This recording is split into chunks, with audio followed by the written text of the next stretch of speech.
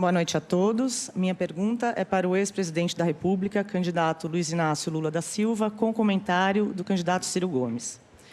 Candidato, o senhor tem falado sobre a necessidade da união da esquerda, mas o senhor e o candidato Ciro Gomes vivem um clima de hostilidade. Recentemente, o candidato Ciro Gomes afirmou, abro aspas, que o senhor considera o povo um bando de imbecis e também afirmou que já viu o senhor se corrompendo.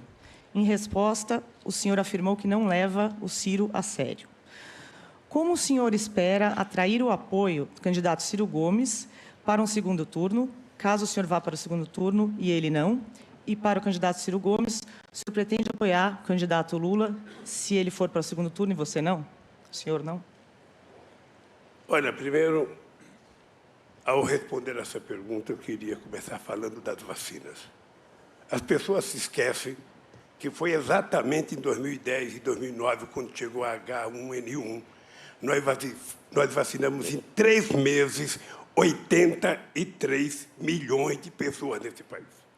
Então, se as pessoas não são vacinadas, é irresponsabilidade de quem comanda, porque, na verdade, nós temos condições e o Brasil é lembrado no mundo inteiro como um país de muita competência em vacinação.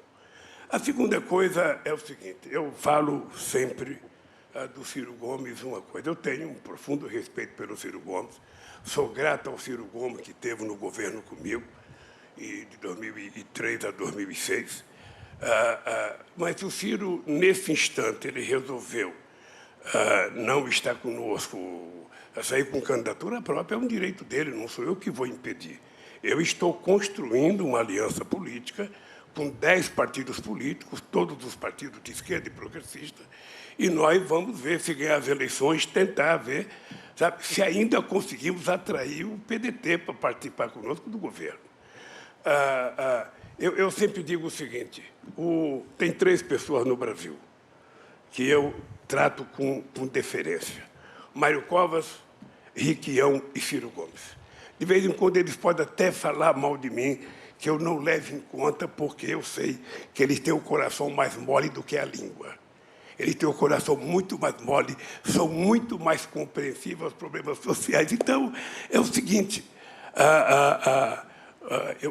eu espero que o Ciro, nessas eleições, não vá para Paris. Eu espero que o Ciro fique aqui no Brasil, que a gente sente para conversar e possa construir a verdadeira aliança política que ele sabe que vai ser construída. O Lula é esse encantador de serpente, né? Assim, vai na emoção das pessoas, cativo. Nós temos uma relação bastante antiga e ele quer sempre trazer a coisa para o lado pessoal. Não é pessoal. Eu atribuo ao Lula a contradição econômica do Lula, a contradição moral do Lula e do PT, o Bolsonaro.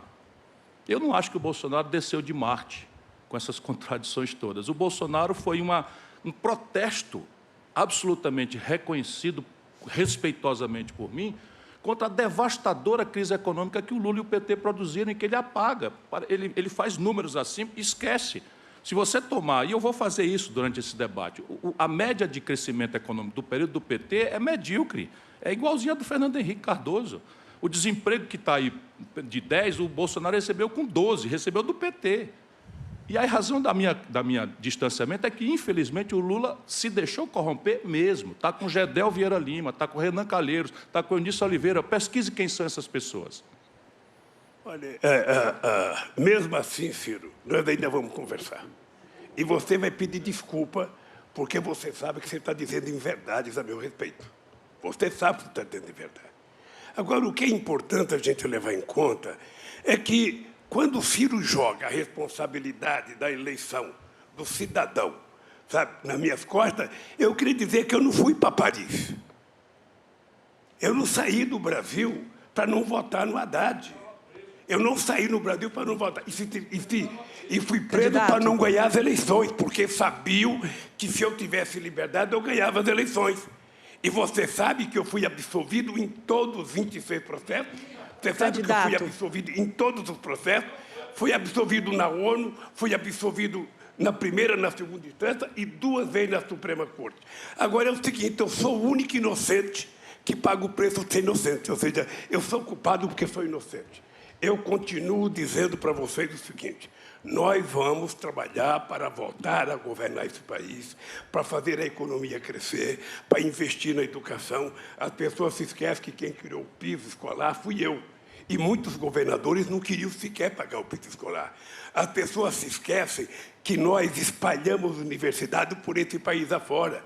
E vou dizer uma coisa para você, o ProUni foi a maior revolução educacional que a gente fez nesse país. Milhões de meninos da periferia, meninos negros e negras, que estudavam em escola pública, tiveram a oportunidade de, primeira vez, fazer uma universidade que era privilégio de rico, era privilégio da classe média alta. Aliás, filho, você sabe perfeitamente bem que esse país é tão contra a educação que o Peru teve a sua primeira universidade em 1554 e a nossa primeira foi em 1920. Ou seja, a elite brasileira nunca se preocupou em educar. Precisou um metalúrgico sem diploma cuidar disso. Quem escolhe os candidatos para responder e comentar e faz a